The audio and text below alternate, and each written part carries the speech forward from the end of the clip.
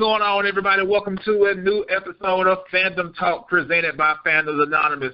We're going to get past all the superlatives, all the announcements, and all the other stuff. We'll get to that towards the end, but we got so much to talk about that we're just going to go ahead and get started. As always, I got my man Jeremy Branch from Be Terrible Productions out of Pensacola, Florida. What's going on, Jeremy? I'm going to keep it short, I'm going to keep it concise, and I'm going to keep it on track. Glad to be here. We do got a lot to talk about. Most definitely. And my main man is back. Kevin Garlington is back. He is back with us, guys. What's going on, Kevin?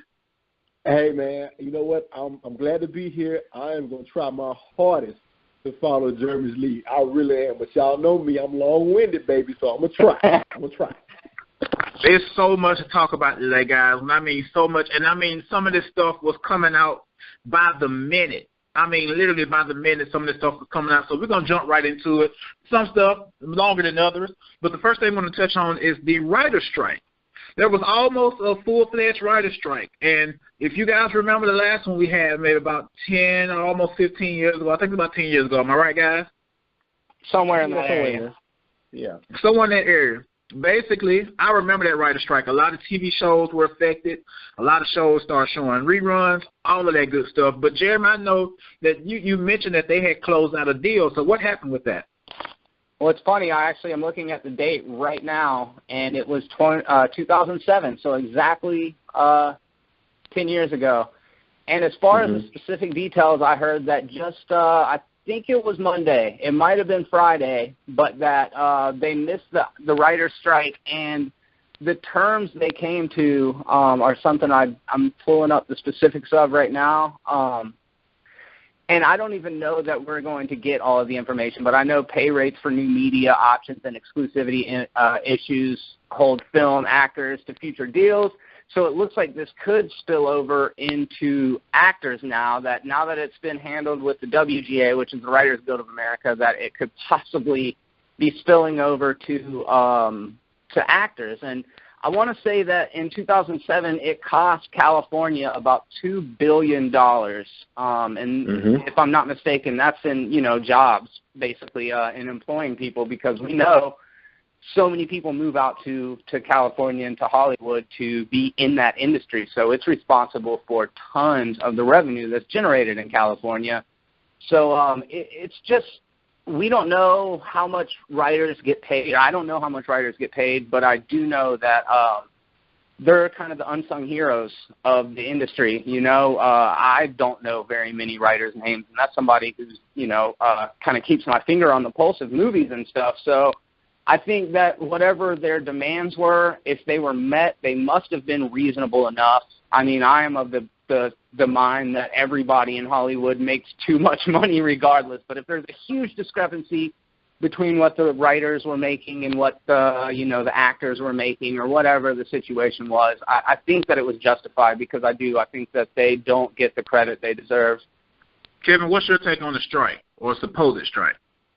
Well, I have to jump in and agree with Jeremy. I think that these people are standing up for what they deserve. And if you look at these companies that they're going up against, this is not mom-and-pop organizations. These are multi-billion-dollar companies. And they're working in, pretty much what can be considered almost $1 trillion industry.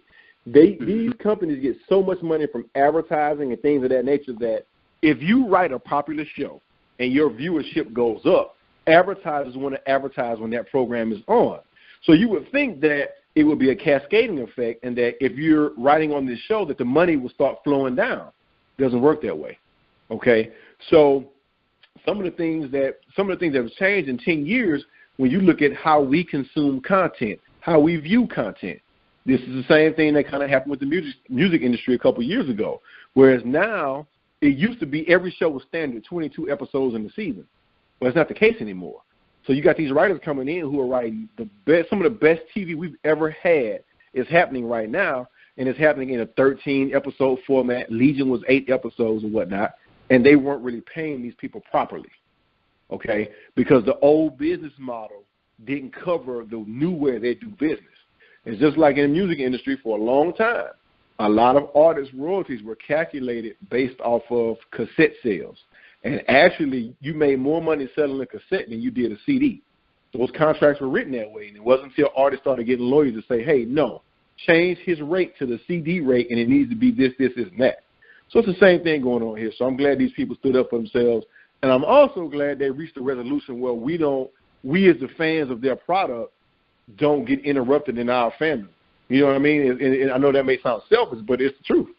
No, I can't absolutely. really do much. Yeah, I can't really do much to help these guys other than tune into their program and make people understand that how popular this is, and I love it. So I'm glad we can finish off these seasons and then move on with TV. So I'm glad they got, they didn't get everything they wanted. I read a statement from the leader of the union, but they got a lot. So that's going to help. And I'm glad it didn't go the route it did 10 years ago, because I remember some shows went on without writers, like David Letterman was still on, especially those late night shows. Those late night shows were vastly affected. But I remember David Letterman still went on. I remember Jay Leno still went on. And some of those other shows, they just said reruns, and a lot of stuff got affected. A lot of TV we watched got affected. And in this day and age, with the movies and the TV show that we're watching now, this is not the time to have a writer's strike. I mean, look at all the things we got coming out. The Marvel stuff, the DC stuff, the TV shows we watch, Scandal, a lot of these hot shows that people watch. This is not the time to have a writer's strike. There's a lot going on. So we're going to jump off into something else. Idris Elba and Matthew McConaughey are starring in The Dark Tower. Now, I don't know a lot about The Dark Tower or the novel itself, but when I watched this trailer, this is the best that I have ever seen Matthew McConaughey. Idris Elba always does a good job in his movies as well, but this movie is so interesting to me. It looks like it has a lot of lore and mythology from the novel just by watching it. So, Kevin, what's your take on The Dark Tower trailer?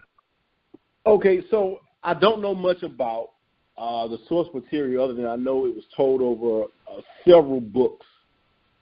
Several books, and there's a lot of time jumps in there. And something I found out recently is Stephen King's universe is connected through his books. And I didn't know that because I've never read a Stephen King book. I've only seen the adaptations, some good, some bad. However, if anybody wants to look this up online, they have different websites and different people who can pinpoint those references in each book. And it dawned on me that, wow, Stephen King has been crafting the universe since the 60s or 70s when he started writing books. That's pretty awesome. And also, there is a thin thread out there that's saying the clown from It, the clown / monster or whatever, is mentioned in the Dark Tower series in a roundabout way. So I think that's pretty cool. The trailer itself, loved it. I thought it looked great. I'm going to go on a limb and say this, though. I don't know that this movie is going to do a whole lot of money. I think it looked great. I like Matt McConaughey, like Idris Elba, like the action. It looked like they put a lot into it. I just don't know if this concept is just so weird for people on the outside that they're going to be like, I don't know about that. Looks like another just sci-fi, blase. So I'm hoping. I wanted to do well.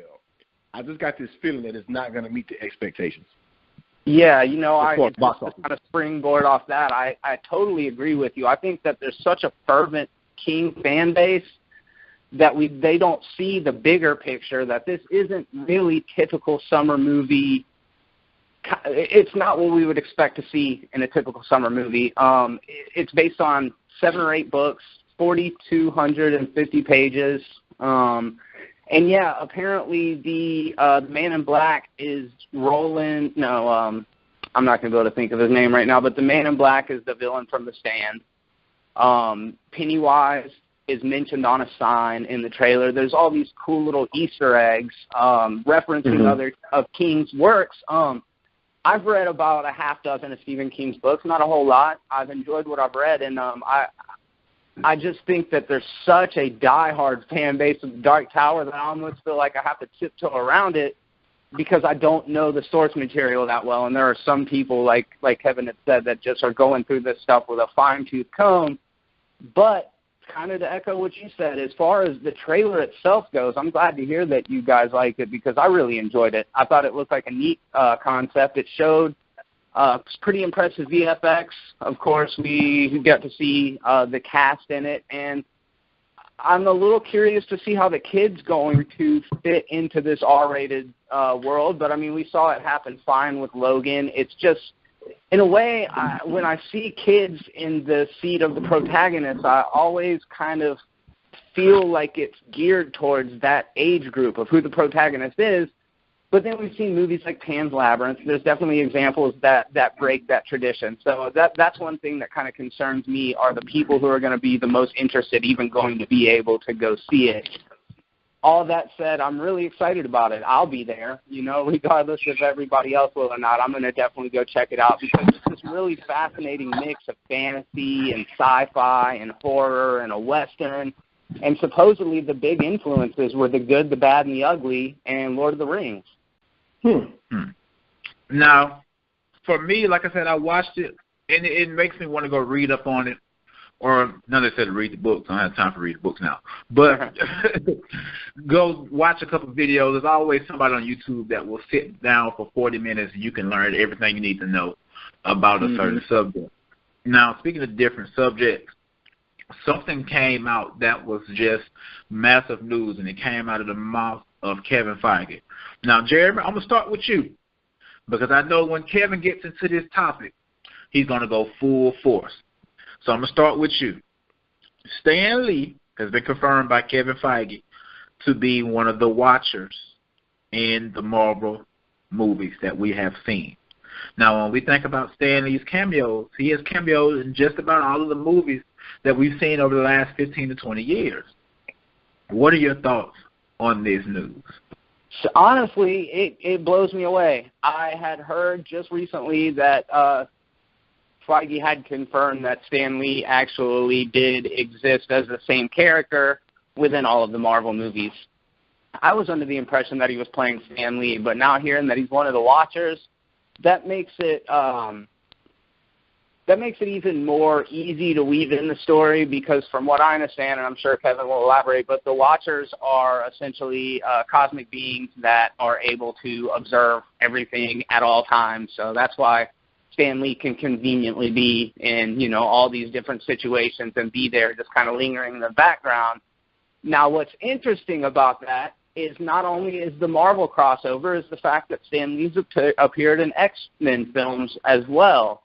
So does that mean that he's the Watcher in those movies? In addition to the Marvel Cinematic Universe, are cameos that he's made outside of the actual Marvel banner still considered, I guess, canon, for lack of a better word, because now we do have a thread that ties the X-Men into the Avengers and all of these things that people have been, clamoring for a long time.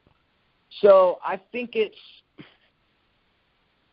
as a watcher, it gives the writers and the producers the freedom to just kind of put him in where they want to, and he can just always be a watcher. It doesn't really have to get tied more into it than that.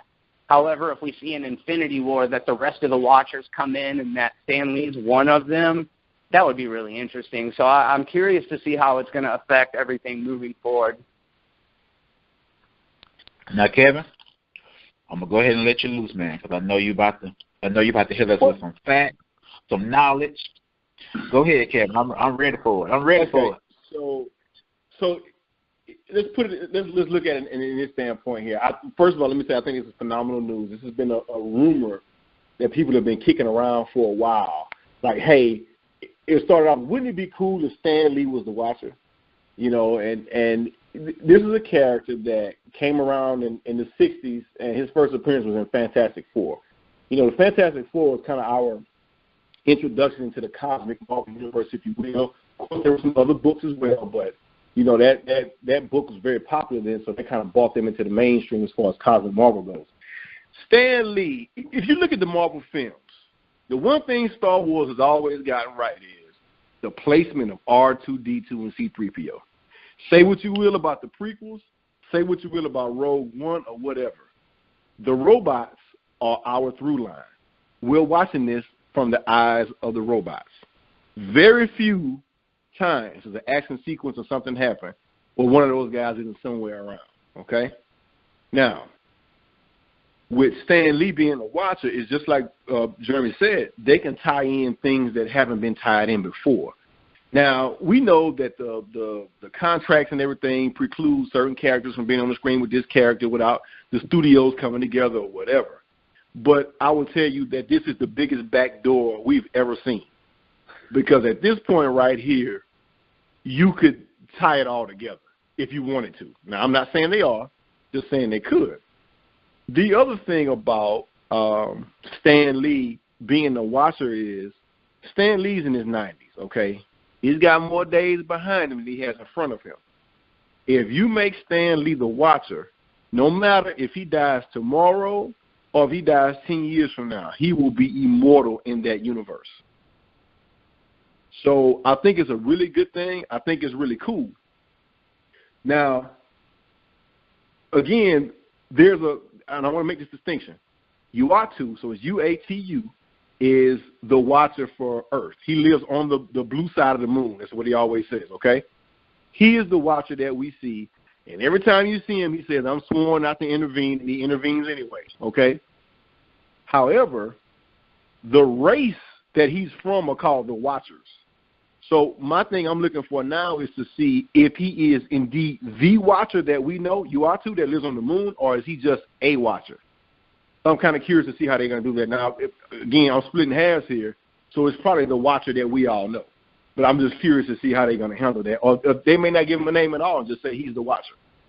So I feel a little better now, man. I heard you say the Watcher about 10 times, and I just want to recant every single thing that I said previous, because I didn't know there was an Uatu and then a race of Watchers. I think I must have seen a card or a comic book panel where there were multiple of that same race standing in one place. So recant everything I said about Pearl. No, you're right. You're right. No, okay. You're right. I'm saying that his alias sometime is the Watcher, and people are speaking about Uatu, who lives on our moon. But I'm saying that there's a whole race of people called the Watchers. And if Kevin Feige says, well, yes, he's a Watcher, you know what I'm saying? Like, there's some ambiguity there. So I'm not trying to split hairs. I'm just saying that sometimes the terminology gets mixed up. No, you are 100% correct. He's not the only one. But Uatu. So we're talking about Jedi versus Jedi at this point. Exactly. Like singular versus plural. Yeah. Yeah, and I'm just saying it would be cool to know exactly, what it's going to be. But no, I just want to make the distinction. It's not to go against what you said at all. You were 100% correct. So I'm excited about it. I think it's great news. Hell yeah. That's awesome. Like for me, when I heard that, it was like Kevin said, that's a big back door. It's almost like, well, if we got that, that means he's seen everything.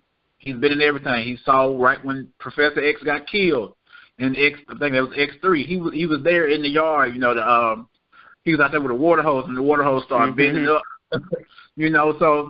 So many different cameos and movies that he's been in, and just like Kevin said, in the real world, and then the movie world on the side, that will give him an immortal place in the Marvel Cinematic Universe, as well as the other universes when it comes to the different movies.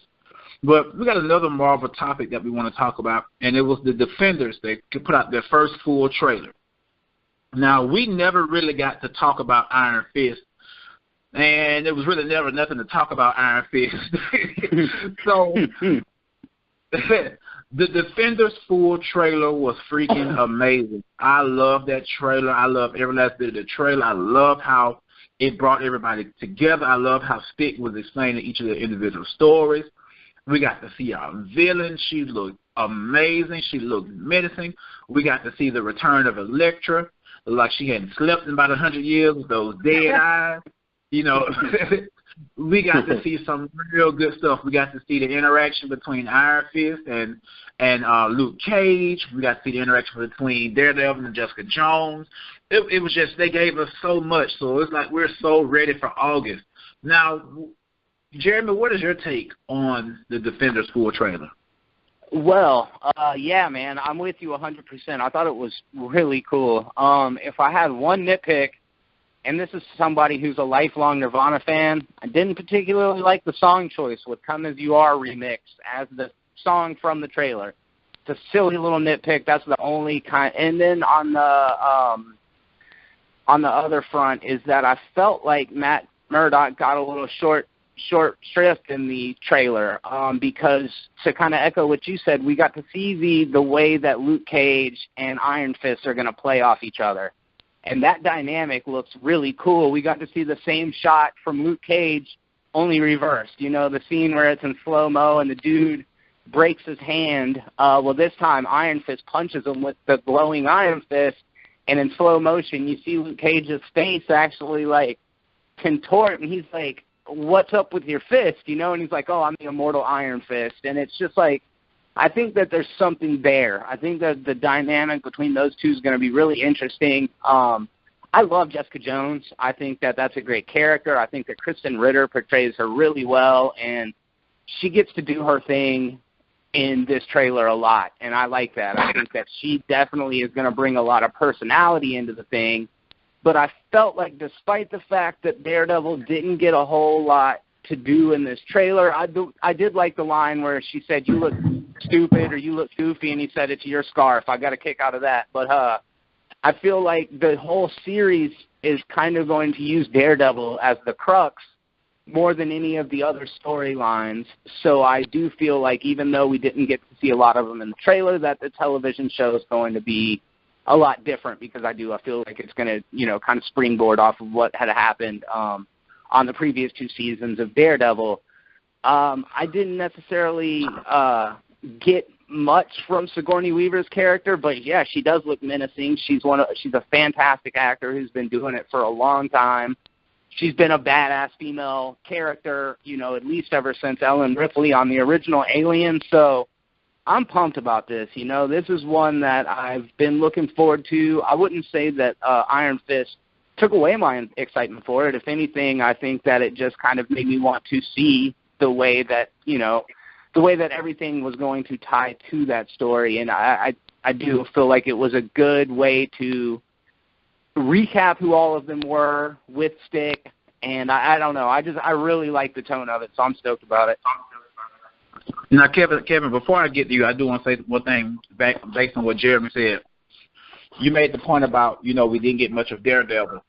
And I kind of like that we didn't, because we've already seen Daredevil for 2 seasons. So we know a lot about him. So he's, like you said, he's the crust, and that was a very good analogy. He's the crust, and everybody else is coming on top to make the rest of the ingredients to make everything full circle. So this is like his 3rd outing. This will be Jessica Jones' 2nd outing. This will be Luke Cage's 2nd outing, and Iron Fist's 2nd outing. So this is Daredevil's 3rd outing. So I don't think I think he's going to be in the background a lot. I hope not, but I think when it comes to the whole Elektra situation, he's going to be put in the forefront. But I think some of the other stuff, we may not see much of him in it. Kevin, what are your thoughts on the full trailer? First of all, Iron Fist was terrible. I'm going to say it. And I tend not to try to bash things, because as a creator of several things myself, I know how it can be hard to create something. However, the reason why I will come out and bash this show and say what I have to say is because I read right after that show, the lead actor, Finn Jones or whatever, I think that's his name, came out and said, yeah, I got hired and they gave me 3 weeks of martial arts training, and some of the fight scenes I learned 15 minutes before we shot them. My biggest problem with that is Marvel knew they wanted to do this show for a long time, and Iron Fist is a very important character, and I think it was very reckless to treat him that way. So I will always, you know, say negative things about that show from the way that the source material was treated. So that took me down a notch for Defenders. Coming off the high of Jessica Jones and Luke Cage and Daredevil Season 2, my only complaint about these shows was we probably could do 10 episodes and make this thing a little tighter for each one of those shows, each one of them, okay? That was my biggest complaint across the board. I was like, the 13, they kind of draw out a little bit. You know, 10 episodes will make it better. Now, I'm excited because Defenders is only 8 episodes, so they should be getting straight to the point. This trailer sucked me back in, though. So before watching this, I was like, Defenders, you know, whatever. It sucked me back in. I think it's a great trailer. A lot of things are going to come to play.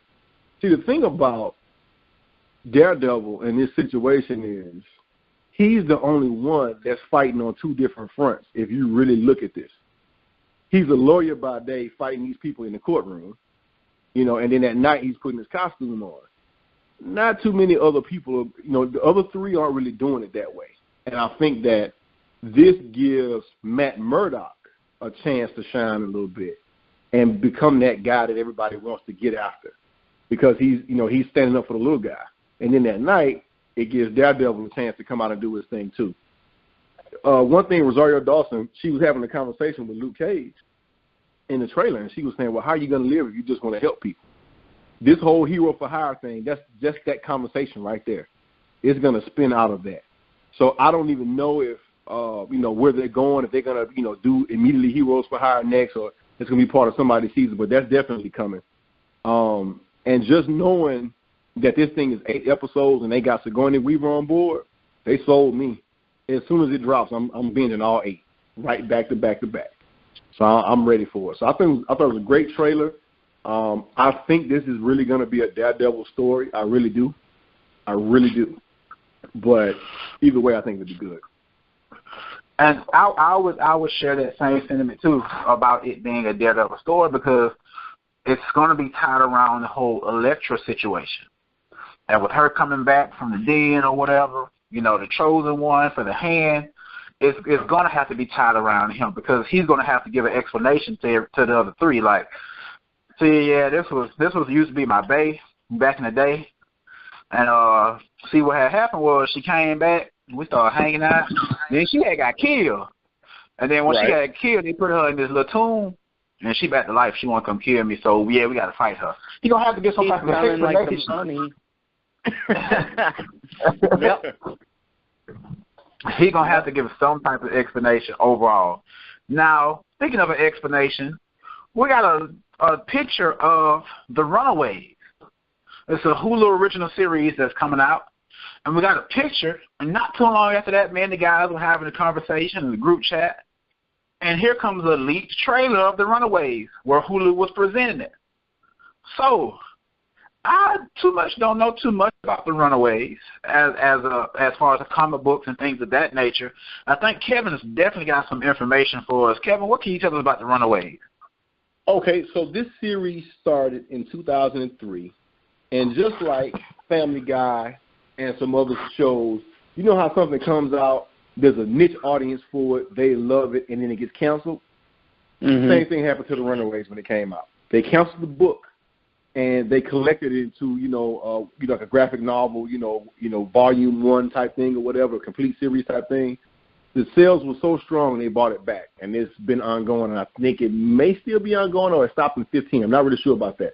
But anyway, this thing is collected in about 4 or 5 different volumes and has over 60 issues available. So this book, it hit, it kind of found its audience, and then people found it once they collected it into a volume, and then everybody came and said, hey, this thing is great.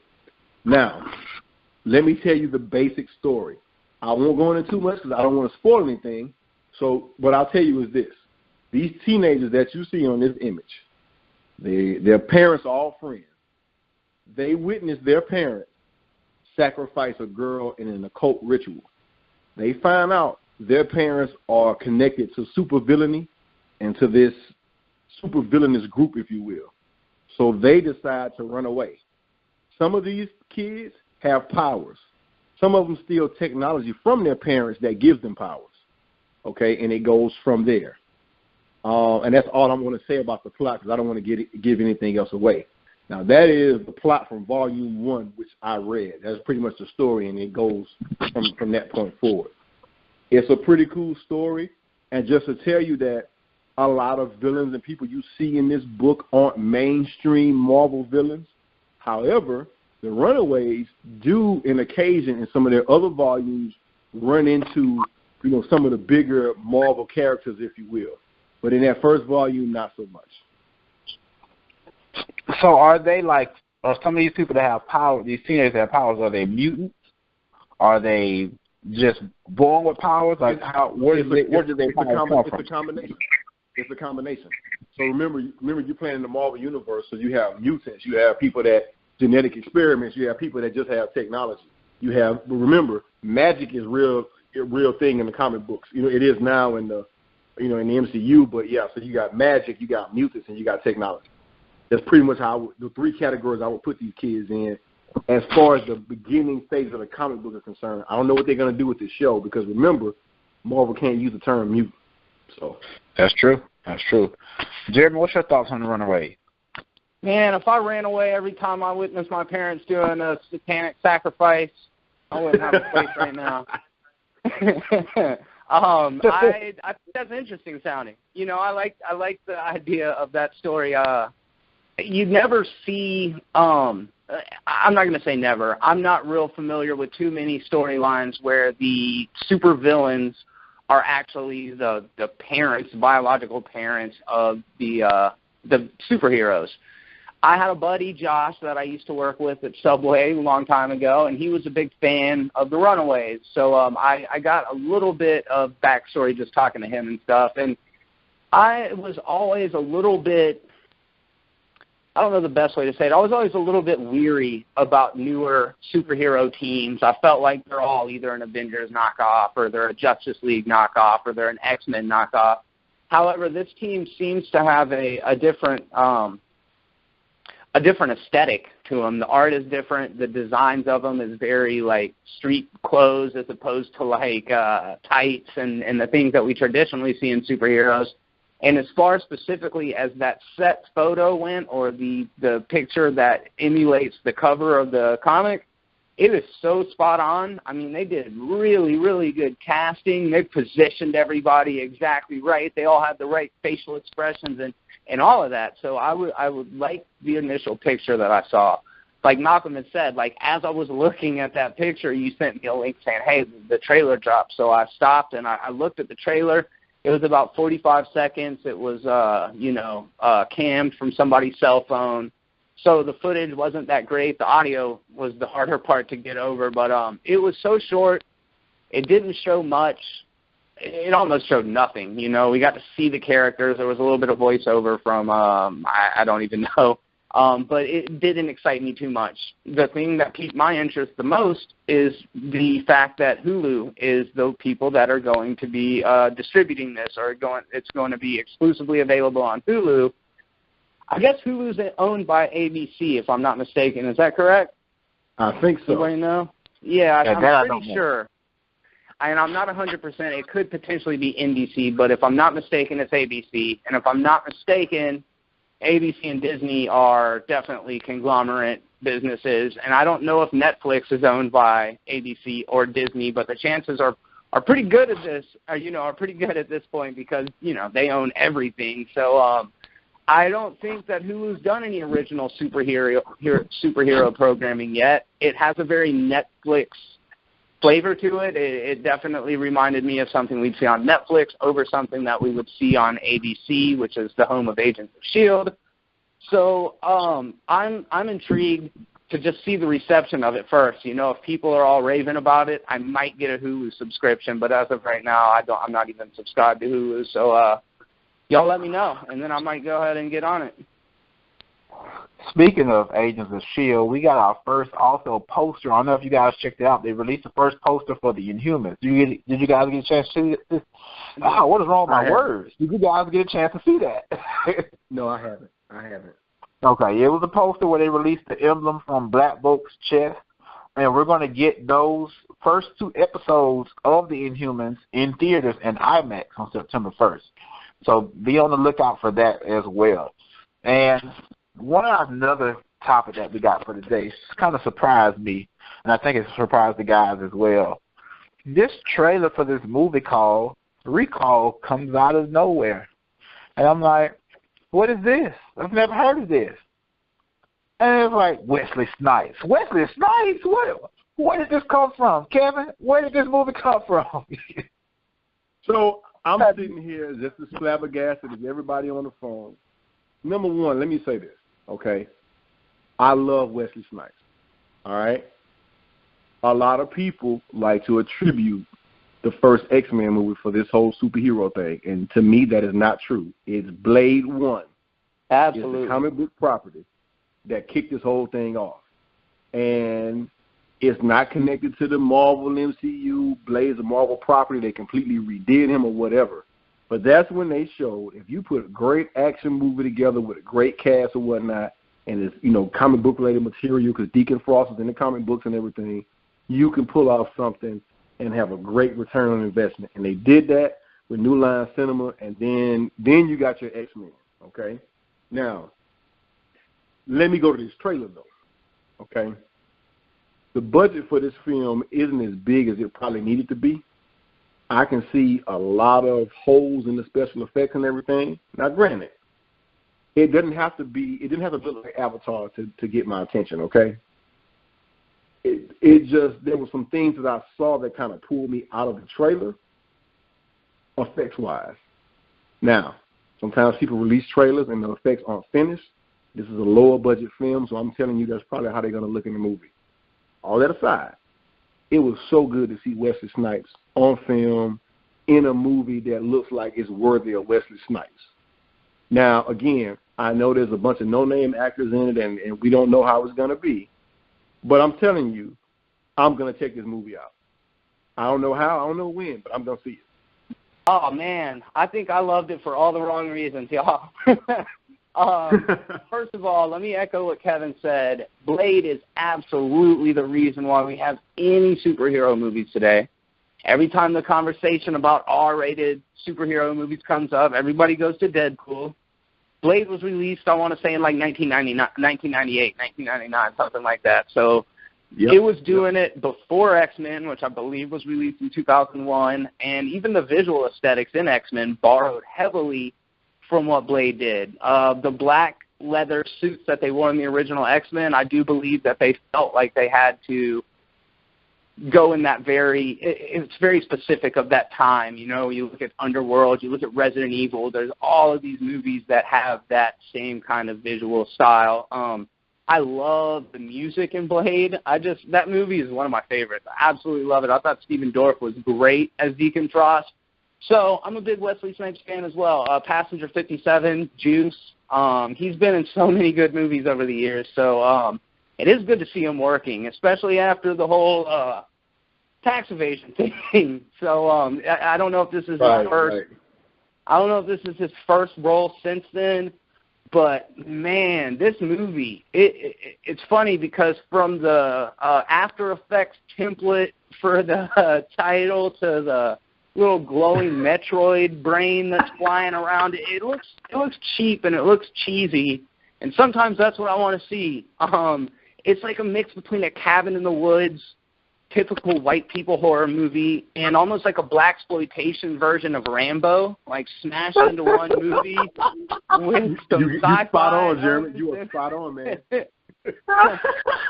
So it just looks wonky, dude. I'm on board just because I want to see how they try to bring all that together. So we'll see. I just know, like I said, you know, guys, as for anybody who lives in a world like this where we create content, sometimes stuff comes up in the midst of you writing a script for a show, writing something down, jotting down notes, getting together with, and that's what we were doing today, and all of a sudden, bam, scroll past this trailer. And I'm like, what is this? Where did this come from? I've never heard about this. I haven't heard anything about no filming. I haven't heard anything about anything. The last movie I think Wesley Snipes did was Expendables 3.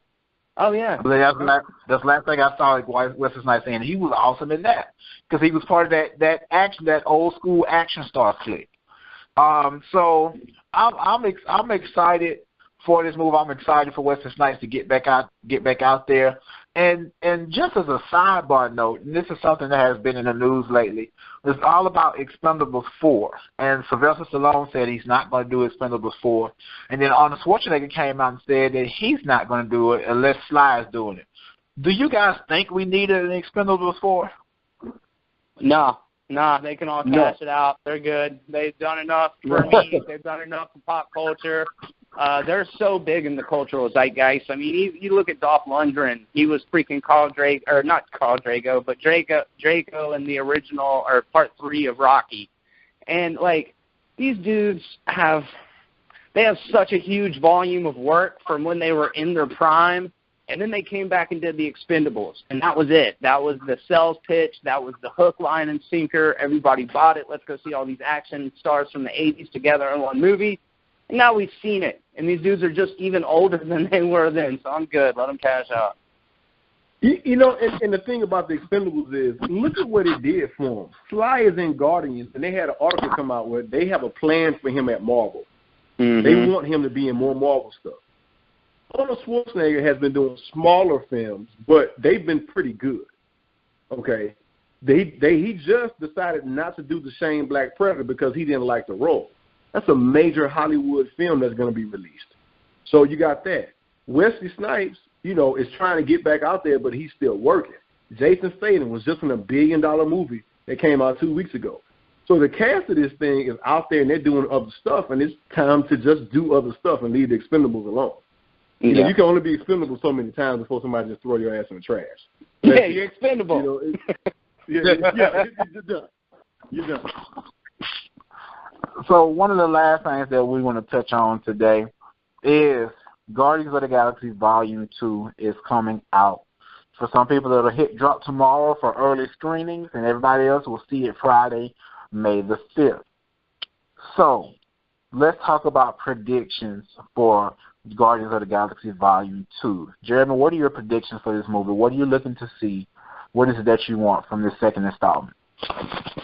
First of all, there has been a bit of negative, I don't want to say backlash, but the criticism hasn't been overwhelmingly positive. That said, it holds an 85% on Rotten Tomatoes. I think everybody liked it.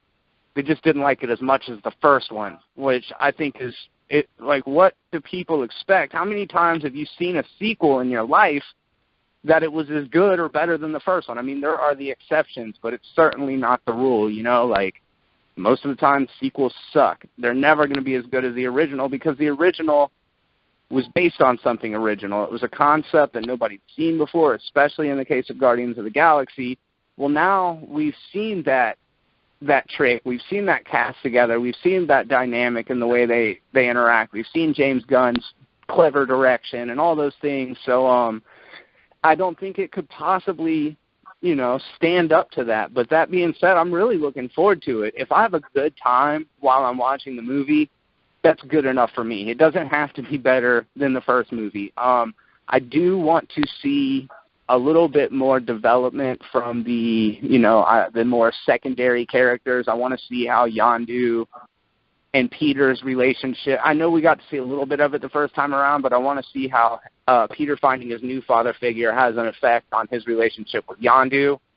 I want to see the way that Groot, you know, is kind of growing and changing throughout this movie. And there's just a lot that I'm looking forward to. And as far as box office numbers, it's going to do gangbusters because despite the fact that it hasn't had overwhelmingly positive critical reception, it certainly has better reviews than Beauty and the Beast did, and that didn't slow Beauty and the Beast down. And the same with, you know, so Transformers, you know, so many examples. Like, movies like that are critic-proof, so it's probably going to do $200 million. I think over $175 million confidently. And then, yeah, as long as it's fun and the script is snappy and the dialogue's good, I'm in. Kevin, what's your take and your predictions for Guardians of the Galaxy Volume 2? You know, responding to the critic stuff, this is what happens, though. If you really look at some of this stuff, and Jeremy's right, the rule of sequel, okay, which exclusively, The Dark Knight does not fit into this category. And that is like, what, 1 in a million, Jeremy, almost? You know what I mean? Yeah, right. You know what I mean? That's 1 in a million. So when you look at this, I'm going to tell you what happens a lot of times with comic book movies. The first time you see a team movie, it's a feeling you get when the team all comes together. I have read critical reviews where real-life critics now, certified critics, not somebody from, you know, www.I'mSamJones.com and I just review movies. No. Guys that are like New York Times or whatever, who took down Age of Ultron a point because it wasn't the first Avengers. That line was said in several reviews that I read, which is completely unfair. a director cannot recreate that feeling for you that you got when your 34, 35, or 40 years of comic book reading came together for the first time on the screen. Nobody can do that for you. Okay, and that's a great point. So a lot of times these people go to the movies, man, expecting the movie to change their life. I'm not going for a life-changing experience. I'm with Jeremy. I'm going to be entertained. You know what I mean? So I noticed that if you look at the first Guardians movie, which I always say this, the first Guardians movie is maybe one of the most important Marvel films that we have right now, because they did all the heavy lifting with the Infinity Stones. That was the first time Joe Blow in the audience got a chance to understand what's been going on in all these movies before with the Tesseract and with Loki's scepter and all this and that. That's the first time they really got a chance to figure out, okay, this is what's going on. So now we get to the business of being a Guardian and actually, having this team and going through cosmic Marvel and space and everything. And I think sometimes the deeper you get into comic book lore, sometimes you lose a few people. Yeah. Because in the first movie, I gotta sell you. I gotta get you in there so you can get to your seat. And I gotta get you in here and I gotta show you Groot and I gotta do all this and that. But see, in the second movie, now I gotta bring in Aisha. Now I gotta put Yondu's full flat top on. And I gotta bring in Mantis. Oh, and by the way, I gotta bring in Ego the Living Planet, who's going to walk around and look like Kurt Russell, and at some point a giant planet face is going to come out. You see what I'm saying? So that aperture and the lens in which you look at the movie is real small in the first movie. It's a small, contained story you can follow, and everybody in that movie got their start right there except for Thanos. Everybody else, you see where they came from. But now you open that cosmic world up. And I think that's where you lose people. I think sometimes things get a little too comic booky for some folks, and I think that's why the reviews fall the way they do. So that's kind of my spiel on, why I think these things fall a little bit. Predictions. Yeah, I'm gonna go with 180 million. 180 million open week, because I'm telling you, Baby Groot has sold $100 million worth of tickets by himself. Oh yeah, just Baby Groot alone, and I'm telling you, by the end of the weekend, nobody is going to give a crap about what these critics say. And if they're, you know what, I'm not even going to knock the critics and say that they're wrong. I haven't seen the movie. I might get there and say, yeah, you know what, the first movie was a little bit tighter than this, or was a little bit better. But I'm going to say this. If the first Guardians had been a DC film, I think it wouldn't have fared as well as it did, and I'm going to tell you why. I know that people say that there's this hate for DC and everything, and I see it sometimes. If you go back and look at that movie, Star-Lord dances against Ronan the Accuser in the third act of that movie. You can't get away with that anywhere else but Marvel. They've got so much goodwill up, we all forgave that. If we get to Justice League, and Batman has a dance-off against Darkseid, I'm going to blow the damn theater up. But that's not the thing to me, though. I'm sorry, real quick, I see where you're coming from and with the goodwill and all of that, but I feel like it's the subversion of the expectations that made it work. It was crazy. It was totally out of left field, and I think that's kind of why it worked. And, yeah, the story was kind of a mess in the first Guardians. It's really not about that. It's more just the way that the characters interact with each other. But I mean, that's a valid point. I just feel like it worked in the context of the movie. Kind of the same thing with the Dormammu, I'm here to make a deal with you. That was a weird ending and very comic book movie-esque, and it definitely wasn't what we typically see in movies, but at this point, Marvel has to mix it up a little bit. Same with the Mandarin and Iron Man 3. They have to do these weird little idiosyncrasies every once in a while just to keep it fresh. But you know what? I'm not disagreeing with you at all. I'm just saying, and I guess let me expound on my point a little bit.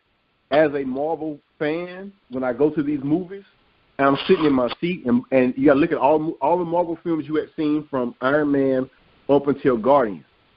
I'm saying when I sit in my seat in there, it is completely forgivable because this is a Marvel film. Hey, yeah. I get it. And I'm saying that on the other side of the street, those things would not be forgivable. And I'm saying the goodwill they built up it does fit in the story. And I can tell you this. My first time watching it, it did not bother me.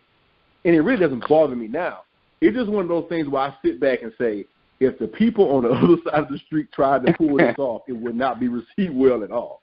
So I'm not when you said that about Batman, dude, that's just crazy. You know people would be pissed about that. Batman.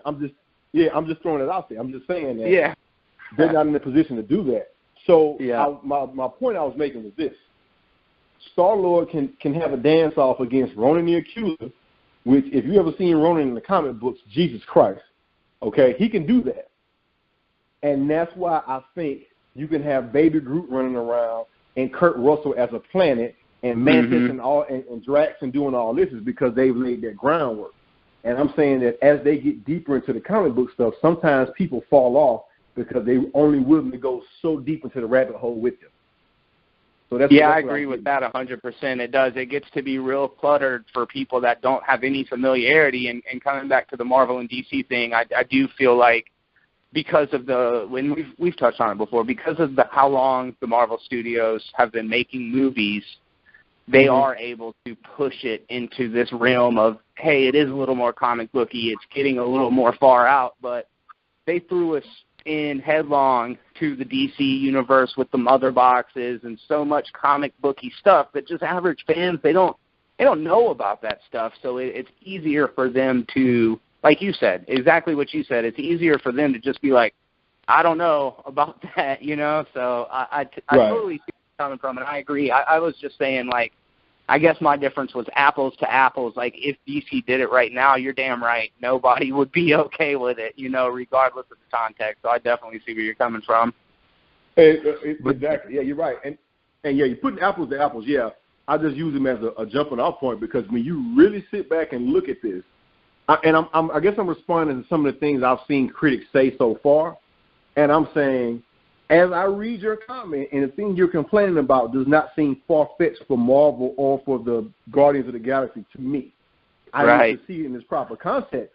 But I'm saying I've sat through 12, 13 of these movies, you know what I mean?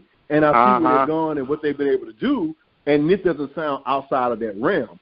To me, your comment sounds more like it's outside of your personal realm as a person, you know what I mean? As somebody who says, okay, I can only go so far with this talking raccoon in this tree. You know what I mean? So that's what I'm getting. Great points, Jeremy. You made a great counter argument to what I was saying. I appreciate that, man. Oh yeah, for sure. And I totally get where you're coming from. It's just good to devil's advocate it every once in a while because we're all absolutely. Yes, absolutely, no. So, anyway, right. Good stuff. Malcolm, what about you, man? What's your prediction? One thing you have to look at is DC already tried to do the okie doke thing with us. When it came to your mom's name is Martha, so was mine. Yeah. You know, so they already synonymously or small-wise did the okie doke with us with that. But for me, I really want to see Ego the Living Planet. I want to see the planet.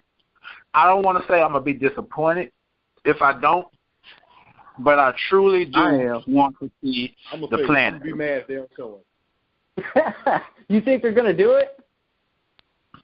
I think they will. I'm going to be pissed.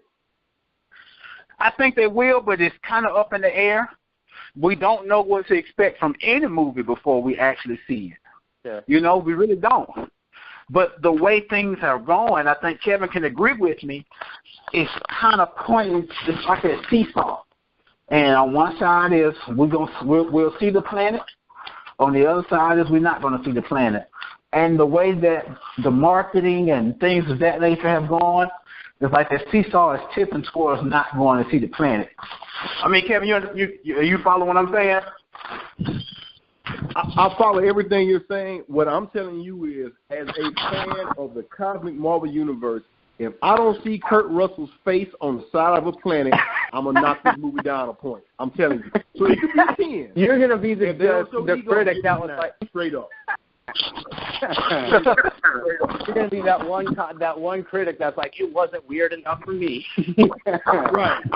I'm going to be that dude, you know? Yeah. Think about it for a second. You know what I mean? Like, Howard the Duck showed up in this thing. They have the collector in these movies. You know? Yeah. You're absolutely right. And like I said, for me overall, I'm excited for the movie. I'm gonna try to go catch it tomorrow night. You know, they got an early screening here in my area. And speaking of screening, last week I got a chance to see King Arthur by the WB. Now I will say there will not be any spoilers that I will be given from this movie, but I thoroughly enjoyed the movie. And I want you guys to go check it out. It comes out next week, May 12th. There is a giveaway that's going on for the King Arthur movie. My review is already up. But, of course, if you have not seen the movie, don't watch it.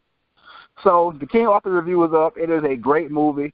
The trailer does not give away all the action and the mythological lore that's in this movie. So I'm recommending King Arthur for everybody to go check it out. Glad to hear it, but man. I'm a huge Guy Ritchie fan. He did amazing. Did amazing. Yeah. It was an amazing movie. But, guys, what else do you guys have to leave us with today? We got a bunch of stuff covered in a pretty reasonable amount of time, and as usual, man, it's always fun. Most definitely. You know, so, Kevin, I got one thing to leave you guys with. Go One ahead. topic that I forgot to add to the docket, and I'll make this quick. Cloak and Dagger had a trailer to come out. Yeah. And it was leaked, and it was pulled off the internet. So I don't even know if it's back up now or you can find it anywhere. However, something interesting happened in this trailer. Again, Cloak and Dagger, you know, teenagers from the Marvel Universe that were experimenting on with drugs, that were given powers. We'll leave it right there with that. The final shot of that leaked trailer is the shot of the Roxxon Corporation. And if I'm not mistaken, didn't they mention Roxxon and Jessica Jones? Yeah, it was mentioned in one of these Netflix shows. Roxxon was definitely mentioned. Yeah.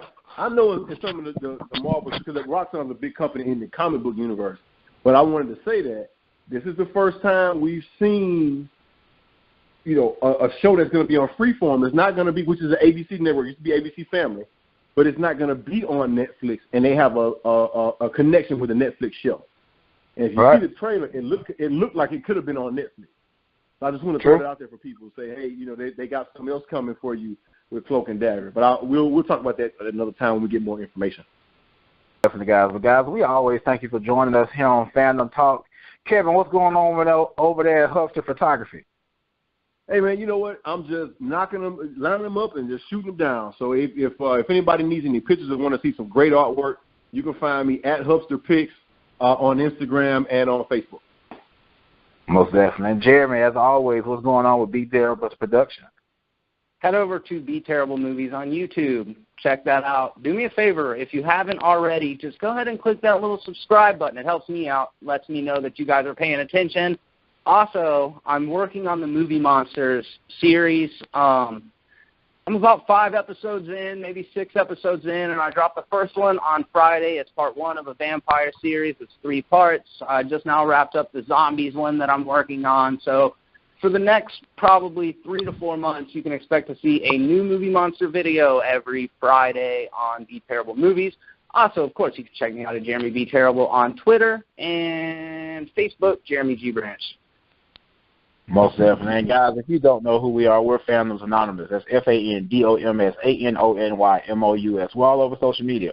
We're on YouTube where you're watching this video, so don't forget to hit that subscribe button and click that bell for notifications of new videos. Follow us on Facebook and join the group where we have discussions.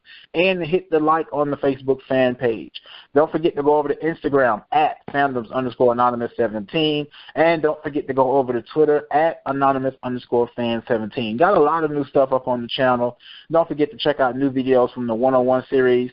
Don't forget to check out the new segment, Gaming Nation, presented by Fandoms Anonymous, where we're talking about different games, gaming news, and all of that under the sun. A lot more stuff coming out this week. A lot of different content coming out. A lot of new videos dropping today and tomorrow and all throughout the weekend. So, guys, as I always say, if there is anything else, thanks for watching, and have a good one.